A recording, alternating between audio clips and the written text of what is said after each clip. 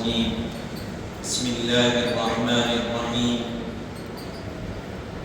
حاضرین و سامعین، آپ اور ہم میت کے غسل کے متعلق احکامات و سماعت کر رہے تھے اور کل ہم نے اس کو مکمل کیا. اب یہاں سے کفن اور اس کے متعلق احکامات کا آغاز ہو رہا ہے. غسل دے دینے کے بعد اب پہلا جو کام ہوگا وہ کفن پہنایا جائے گا. اب پہلے مقام پر کہا جا رہا ہے میت کو کفن دینا مثلاً غسل کے مثل غسل کے فرض کفایہ. جس طرح میت کو غسل دینا فرض کفایہ ہے، اسی طرح میت کو کفن پہنانا بھی فرض کفایہ ہے. کیا ہے؟ غسل دینا جس طرح میت کے لیے ضروری ہے، اسی طرح میت کو کفن پہنانا بھی ضروری ہے. دوسرے مقام پر کہا جا رہا ہے میت کے کفن میں 3 کپڑے مسنون ہیں: چادر، تہبند، کفنی. اور عورت کے کفن میں 5 مسنون ہیں: چادر، تہبند، کفنی، سینہ بند اور اوڑھنی. میت اگر مرد ہے تو اس کے لیے 3 کپڑے مسنون ہیں اور عورت ہے تو 5 کپڑے. مرد کے لیے 3 کیا ہے؟ پہلی چادر ہے، دوسری تہبند ہے، تیسرا کفنی. اور عورت کے لیے چادر، تہبند، کفنی، سینہ بند اور اوڑھنی. یہ 5 عورت کے لیے، 3 مرد کے لیے. توضیح: چادر کی مقدار اتنی ہی ہونی چاہیے جو سر سے لے کر قدم تک کافی. چادر کتنی ہونی چاہیے؟ سر سے لے کے کفن تک جو میت کی لمبائی ہے، جتنا قد ہے اس کے حساب سے چادر ہونی چاہیے. تہبند بھی گویا چادر ہی ہے، لیکن پہلی چادر سے کس قدر چھوٹی ہونی چاہیے. تہبند بھی ایک چادر ہی کی طرح ہے، لیکن پہلی چادر سے چھوٹی ہونی چاہیے. جو چادر سر سے پیر تک ہو، لمبی ہوگی، اس سے تھوڑی کم. یہ بھی سر سے لے کر قدم تک ہوتی ہے. اب اس کی وضاحت میں لکھ رہے ہیں کہ فرق اتنا ہے کہ پہلی چادر میت کے قد سے اس قدر زیادہ ہوتی ہے کہ دونوں طرف باندھ سکے، اور تہبند صرف قد کے برابر ہوتی ہے. اس میں بدن کے لحاظ کی ضرورت نہیں. پھر آگے کہا جا رہا ہے، یعنی چادر اور تہبند میں فرق یہ ہے کہ چادر تھوڑی لمبی ہوتی ہے میت سے، سر اور پیر دونوں طرف جو باندھا جاتا ہے اتنا، اور تہبند اس سے کم یعنی قد کے برابر ہوتی ہے. اب اس کے بعد پھر کہا جا رہا ہے کفنی ایک قسم کا ہوتا ہے جو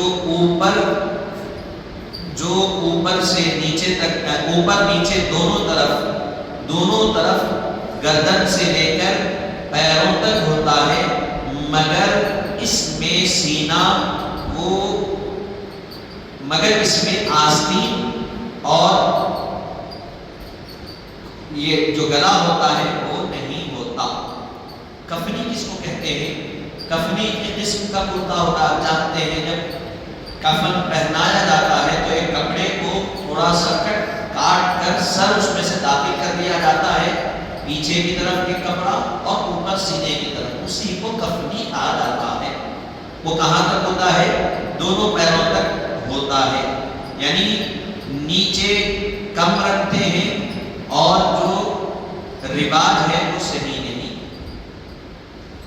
پیچھے کی جانب جو رکھتے ہیں کپڑا کم ڈالتے ہیں، تو کہا گیا ایسا نہیں، دونوں طرف برابر ہونا چاہیے. جو رواج چل رہا ہے وہ صحیح نہیں، یعنی پیچھے کی جانب کمر کے جو پیچھے کا حصہ ہے وہاں نہیں ڈالتے، صرف اوپر ڈال دیا رکھتے ہیں. نہیں، دونوں طرف برابر کرنا. اس میں فرق یہ رہتا کہ اس میں آستین نہیں رہتے اور یہ گلا سلا ہوا نہیں رہتا. پھر اس کے بعد تیسرے مقام پر کہا جا رہا پھر کہا جا رہا ہے سینہ بند کی مقدار سینے سے لے کر رانوں تک اور اوڑھنی 3 ہاتھ طول اور 2 بالش آنچ۔ اب عورت کے لیے جو سینہ بند بولے اس کی مقدار کیا ہے؟ تو کہا گیا سینے سے لے کر ران تک اس کی مقدار ہے، ران تک، اور اوڑھنی 3 ہاتھ لمبی، 3 ہاتھ، یہ جو ہاتھ ہوتا ہے 3 ہاتھ لمبی اوڑھنی ہوگی، اس کو لپیٹا جائے گا۔ تیسرے مقام پر کہا جا رہا ہے اگر کفن مسنون یعنی جو بتلایا گیا سنت کفن ہے نہ ملے تو مرد کو صرف 2 چادر تہبند اور عورت کو 3 کپڑے چادر تہبند اور اوڑھنی بھی کافی ہے۔ اگر کسی مقام پر کپڑا میسر نہ ہو، کفن مسنون نہ مل سکے جو بتلایا گیا، یعنی چادر تہبند اور کفنی اگر نہیں مل رہی، اتنا کپڑا نہیں ہے، تو مرد کے لیے 2 چادر، ایک تو چادر ہوگی، دوسرا تہبند ہوگی، اتنا کافی ہے، اور عورت کے لیے چادر تہبند اور اوڑھنی اتنا بھی کافی ہے۔ اگر اس قدر بھی نہ ملے تو جو کچھ مل جائے، لیکن کم از کم اتنا کپڑا ضرور ہو جو پورے جسم کو چھپا سکے، ورنہ لوگوں سے مانگ کر پورا کریں، یا جس قدر جسم کھلا رہے گا اس کو گھاس وغیرہ سے چھپا دیں۔ اگر اتنا مل گیا تو مل گیا، اگر اس سے بھی کم ہے، اتنا بھی نہیں مل رہا ہے، تو کہا گیا اتنا کپڑا بھی نہ ملے تو کم سے کم اتنا تو ضروری ہے کہ اس میں جسم چھپ جائے۔ اگر جسم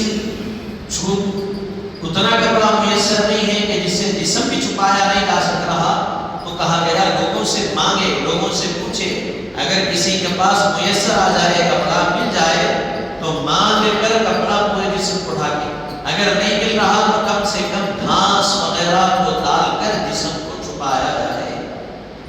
پھر اس کے بعد کہا گیا اگر مطلق کپڑا میسر نہ آئے تو پاک گھاس میں میت کو لپیٹ دے اور قبر میں رکھ کر نماز پڑھے۔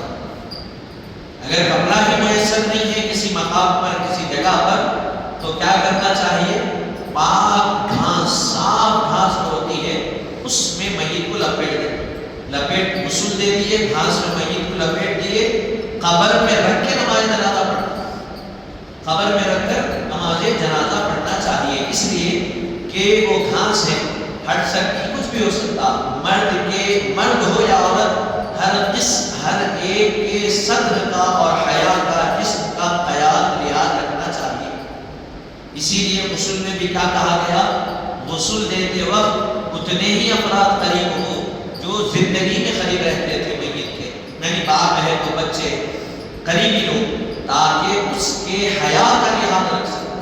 وہ بول نہیں سکتا، اس ایک لاش کی طرح پڑا ہوا ہے، تو یہ نہیں کہ وہ نہیں دیکھ رہا، اس کی روح ہر چیز دیکھ رہی ہے، وہ ہر چیز کو دیکھتا ہے کہ کیسے غسل دیا جا رہا ہے، کیسے تمام معاملات ہو رہے ہیں، حیا آتی ہے، شرم آتی ہے، اسی لیے کہا گیا اس کا لحاظ گھاس میں لپیٹ دیں گے۔ نماز جنازہ کہاں پڑھیں گے؟ قبر میں میت کو رکھ کر نماز جنازہ ادا کریں گے اور فوری قبر کو ڈھانپ دیں گے، بند کر دیں گے۔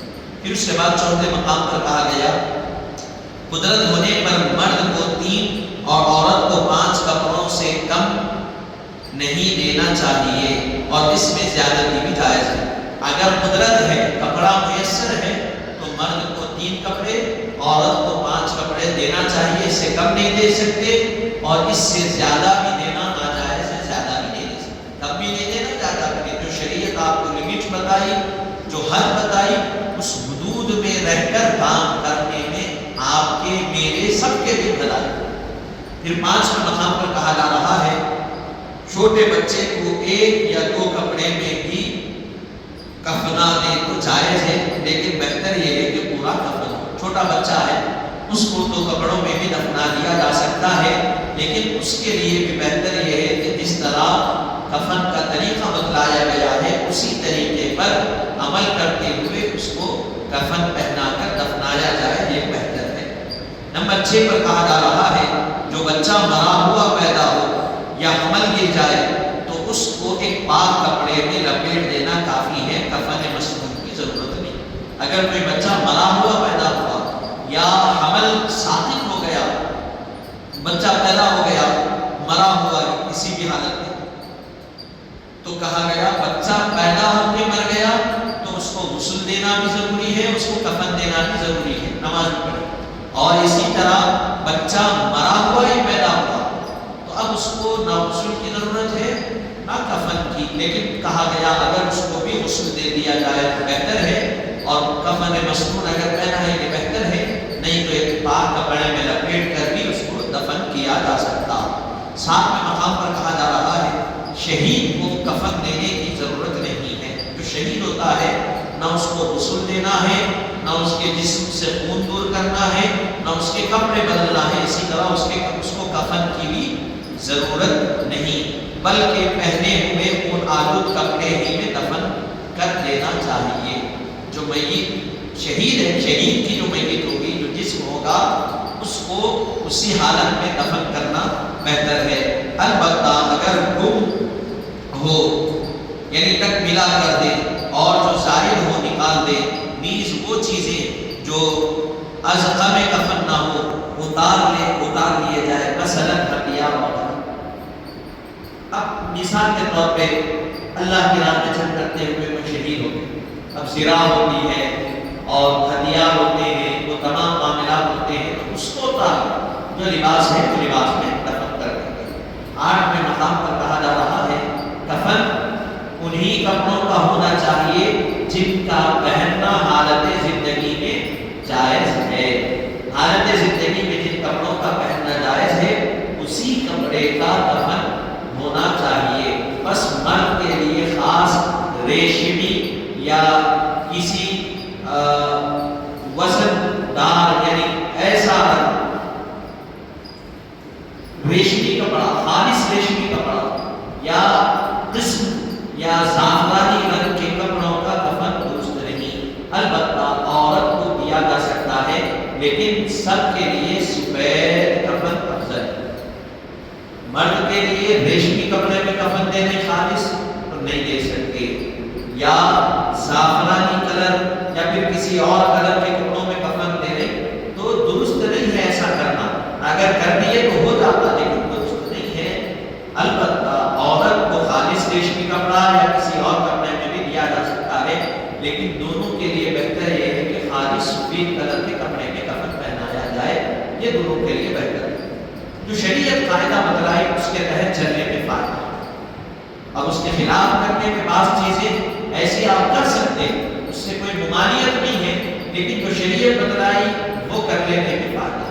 90 مقام پر کہا جا رہا ہے کفن کے لیے کپڑا نیا ہو تو احسن ہے، ورنہ پرانا کپڑا بھی کفن کے لیے استعمال کیا جا سکتا ہے۔ کفن کے لیے احسن یعنی اچھی چیز یہ ہے کہ نیا کپڑا لیا جائے، اگر پرانا کپڑا بھی ہے تو وہ بھی استعمال کیا جا سکتا ہے۔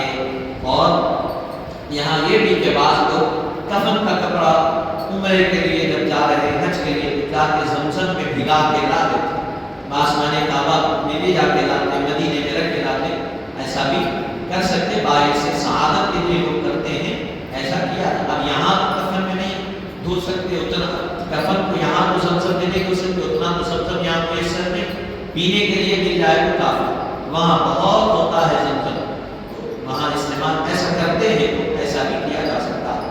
10 مقام پر کہا جا رہا ہے کفن کا کپڑا اسی قیمت کا ہونا چاہیے جس قیمت کا مرد جمعہ اور عیدین میں لباس پہنا کرتا، اور عورت اپنے ماں باپ کے گھر پہن کر جو کپڑا جاتی ہے اس کی جو قیمت ہوتی ہے اتنی ہی قیمت کا کپڑا کفن کے لیے بھی لینا چاہیے۔ جمعہ اور عیدین کے لیے مرد کپڑا مخصوص لیتا ہے پہننے کے لیے، اس کی جتنی قیمت ہوتی ہے کفن کے کپڑے کی بھی قیمت اتنی ہی ہونی چاہیے۔ اور عورت اپنے ماں کے گھر کو جب جاتی ہے تو تب جس قیمت کا لباس پہنتی ہے اسی قیمت کا کفن لینا چاہیے۔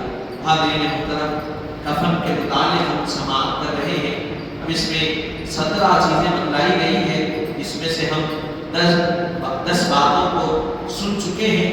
انشاءاللہ تعالی باقی کی 7 باتیں کل سننے کی کوشش کریں گے. دعا کریں.